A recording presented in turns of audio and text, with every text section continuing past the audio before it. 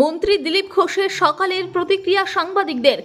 সেই ত্রিফলা থেকে আরম্ভ করে তদন্ত হবে। মানুষের এটা অধিকার আছে, তাদের টাকা যারা চুরি করেছে তাদেরকে শাস্তি দেওয়ার আর অধিকার আছে। সেই জন্য সরকার এসছে, সরকারের দায়িত্ব দুর্নীতিবাজদেরকে আইনের সামনে নিয়ে আসা।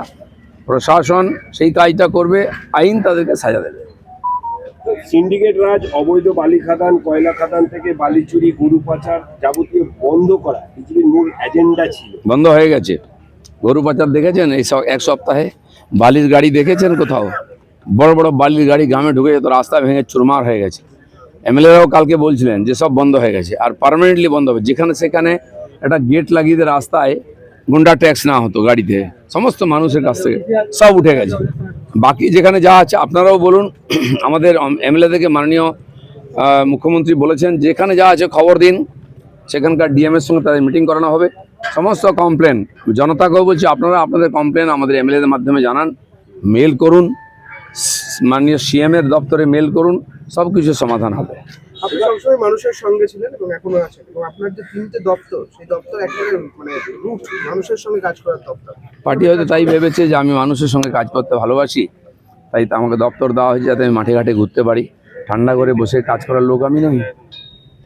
জেড প্লাস তুলে নেওয়া হলো অভিষেক বন্দ্যোপাধ্যায়, কেন্দ্রীয় স্বরাষ্ট্রমন্ত্রকের নিয়ম মেনে। খুশি, ওখানে বাস চলতো, বাস বন্ধ করে দেওয়া হয়েছে একাধিক, সেগুলোও চালু হবে। সাধারণ মানুষ সবাই কমন ম্যান, আর ওদের শত শত নেতার বাড়িতে পুলিশ পাহারা দেয় কেন? কালো টাকা পাহারা দেবে পুলিশ? সাধারণ মানুষের সুরক্ষা নেই, এগুলো সব বন্ধ হবে।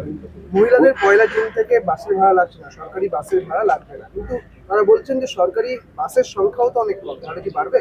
সরকার যে বাস চালাচ্ছে আপাতত সেখানে সুবিধা পাবেন। পরবর্তীকালে ট্রান্সপোর্ট মন্ত্রী হবেন, তিনি ভাববেন, দেখবেন, বুঝবেন, সিএমের সঙ্গে কথা বলবেন বাস চালানোর দরকার কিনা, কোন রুটে। সিএম দেখলাম আগের সরকারের সময় এমএলএরা বলতো যে ডোমজুর থেকে আমাকে আসতে অসুবিধা, একটা বাস দিন, তো এমএলএর জন্য বাস দেওয়া হলো। বাসের ভাড়া উঠতো না, পোষাতো না, আবার দু মাস পরে সে বাস বন্ধ হয়ে যেত। অনেক দেখেছি আমরা, বড় বড় করে সেখানে উদ্বোধন হতো, পয়সা খরচা করে, কি অমুক বাস হলো, তারপরে 2 মাস পরে দেখা যাচ্ছে বাসটা আর নেই। এরকম স্টান্টবাজির পলিটিক্স আমরা করবো না। সাধারণ মানুষের সুবিধার জন্য যদি মনে হয় সেখানে বাস দেওয়া দরকার, সরকার দেবে। বলছি, সুব্রত গুপ্তের পরেই মুখ্য সচিবের দায়িত্ব পেলেন মনোজ আগরওয়াল। দুজনের তত্ত্বাবধানে এত বছর পর সুষ্ঠু ভোট হলো বাংলায়, তাই কি এই বাংলা সুশাসন ফেরাতে? না, যোগ্য ব্যক্তিকে আমরা নিয়ে আসবো।